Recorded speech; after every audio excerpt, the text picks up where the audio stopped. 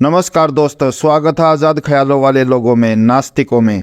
सबसे पहले तो मैं हमारे नए साथी जितेंद्र प्रमाणिक जी का धन्यवाद देना चाहूंगा जो जाति धर्म छोड़कर हमसे जुड़े। उसके बाद मैं अपने दो साथी जय भगवान और सुनील जी का धन्यवाद देना चाहूंगा जिन्होंने आज की वीडियो में पूछे गए सवाल का सही जवाब दिया। तो आज का सवाल है कि केवल कुछ लोग हैं जो दंगे और नफरत भड़काते हैं, उनकी वजह से हमें पूरे धर्म को गलत नहीं कहना चाहिए, जबकि मेरा कहना है कि बिल्कुल कहना चाहिए। और इस वीडियो को देखने के बाद आप भी मेरी बातों से पूरी तरह सहमत होंगे। तो चलिए थोड़ा ज्ञान पेला जाए। दरअसल ये धार्मिक लोगों द्वारा अपने धर्म की गलतियों को छुपाने का बहुत ही बढ़िया एक्सक्यूज होता है कि अच्छे बुरे लोग तो हर जगह हैं, इसमें धर्म की नहीं उन दंगा करने वाले लोगों की गलती है। और बहुत सारे लोग उनकी ये बात मान भी लेते हैं। इसके बाद फिर चाहे धर्म के नाम पर कितने भी गलत काम होते रहे, लोग कभी भी धर्म पर उंगली नहीं उठाते, क्योंकि बाबाओं ने लोगों को बहुत ही अच्छा चूरन पकड़ा दिया है कि चाहे कोई कुछ भी गलत काम करे, हमेशा गलती करने वाले की होगी, ना कि धर्म की। तो चलिए मान लिया भाई केवल 5% हिंदू मुस्लिम या खालिस्तानी गलत हैं, बाकी 95% अच्छे हैं। तो भाई मेरा उन 95% अच्छे लोगों से ये सवाल है कि वो 5% जब दूसरों पर अत्याचार करके धर्म का नाम खराब कर रहे थे तो उन 95% अच्छे लोगों ने उन्हें रोका क्यों नहीं? आप खुद सोचकर देखें कि अगर आपके साथ आपके 10 पड़ोसियों में से 9 अच्छे से रहे और केवल एक कुछ गलत काम करे, तो आप उन 10 लोगों के धर्म से नहीं, केवल उस एक पड़ोसी से नफरत करेंगे।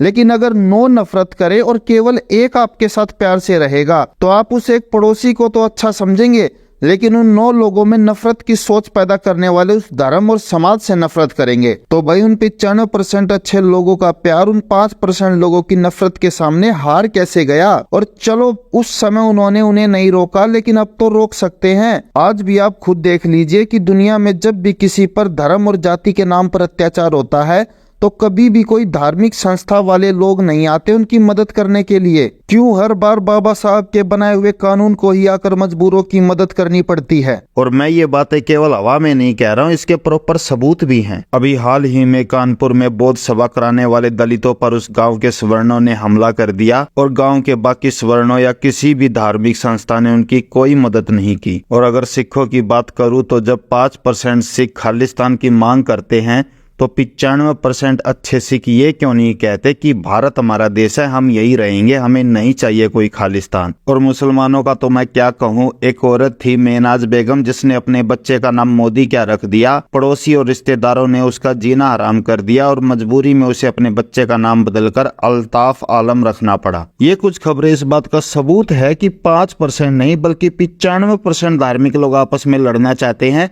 और केवल 5% ऐसे हैं जो मिलजुल कर रहना चाहते हैं। भले ही लोगों पर केवल 5% लोग हमला करते हों, लेकिन बाकियों की भी अप्रत्यक्ष रूप से सहमति जरूर होती है। कहीं ना कहीं सभी हिंदू मुस्लिम सिख ब्राह्मणों के मन में ये लालच होता है कि केवल उन्हीं के लोग समाज में ऊंचे पदों पर रहे और सब उनके नीचे काम करें। तो आगे से कभी भी कोई ये ना कहे कि कुछ लोगों की वजह से धर्म बदनाम मत करो, बल्कि ये कहे कि कुछ अच्छे लोगों की वजह से धर्म को अच्छा मत कहो। और जिस प्रकार एक राजा जीत का सारा श्रेय खुद लेता है, उसी प्रकार हार का सारा दोष भी उसे ही लेना चाहिए। ये नहीं कि जीत की वाहवाही तो खुद ले ले लेकिन हार का इल्जाम दूसरों पर लगा दे। इसी प्रकार अगर धर्म की वजह से कुछ अच्छा काम होता है तो जिस प्रकार धर्म उसकी वाहवाही लेता है, वैसे ही धर्म के नाम पर होने वाले दंगे और अत्याचारों का इल्जाम भी धर्म पर ही लगना चाहिए। अगर आप सच में अपने धर्म को बचाना चाहते हैं तो जो भी धर्म के नाम पर गलत काम करे उसे अगले ही दिन धर्म से बाहर निकाल दिया जाए और दूसरों की मदद की जाए। अगर धर्म सच में ये काम करते तो आज धर्म की इतनी बदनामी ना होती। उल्टा लोगों के मन में ये डर होगा कि कहीं उनसे धर्म का दर्जा छीन ना लिया जाए, इसलिए वो ज्यादा से ज्यादा अच्छे और नेक काम करेंगे। और मैं केवल ज्ञान नहीं देता बल्कि अच्छे काम खुद करके भी दिखाता हूँ। आप लोगों को बता दूं कि रजिस्ट्रेशन के समय ट्रस्ट डीड में हमने ये शर्त साफ साफ लिखवाई हुई है कि हमारा कोई भी साथी बलात्कार, दंगे और आतंकवाद जैसे गलत कामों में पाया गया तो उसे तुरंत ट्रस्ट से बाहर निकाल दिया जाएगा। खैर मुझे नहीं लगता धार्मिक लोग हमारी तरह ऐसा नियम बनाएंगे। उल्टा वो लोग तो बलात्कारी और अत्याचारियों को गले लगाकर उनका स्वागत करते हैं और उन्हें धर्म का रक्षक बना देते हैं। और बिल्किस बानो जैसे लोगों को धर्म और भगवान का चूरन पकड़ा दिया जाता है कि भरोसा रखो एक दिन सब ठीक होगा, वो देख रहा है। जबकि सच्चाई तो यही है कि कोई भगवान है ही नहीं जो हमारी मदद के लिए आएगा। जो भी करना है वो हमें खुद ही करना है। तो भाई ये मेरी खुली चुनौती है सभी धर्मों को कि हिम्मत है तो इस शर्त को लागू करे, वरना ये कहना छोड़ दे कि केवल कुछ लोगों की वजह से धर्म का नाम खराब है। और भाई कोई भी हमें अपने धर्म की गंदगी साफ करने के लिए ना कहना, क्योंकि जब विवेकानंद, दयानंद सरस्वती और लाल बहादुर शास्त्री जैसे महान समाज सुधारक इस धर्म को नहीं सुधार सके तो हमारी तो उनके सामने औकात ही क्या है। ये सोचना कि हम आपको कहेंगे कि धर्म की ये कमियां हैं, इन्हें हटाओ और आप हटा दोगे, ये केवल एक छोटे बच्चे को दिलासा देने जैसी बात है। इसीलिए हम आपके धर्म की कमियों को खत्म करने में अपना अनमोल समय बर्बाद नहीं करेंगे। अब धर्म को सुधारने का नहीं बल्कि छोड़ने का वक्त आ गया है। तो बस इसी के साथ मैं इस वीडियो को यहाँ पर खत्म करना चाहूंगा। साथ ही अगली वीडियो के लिए आपसे सवाल पूछता हूँ,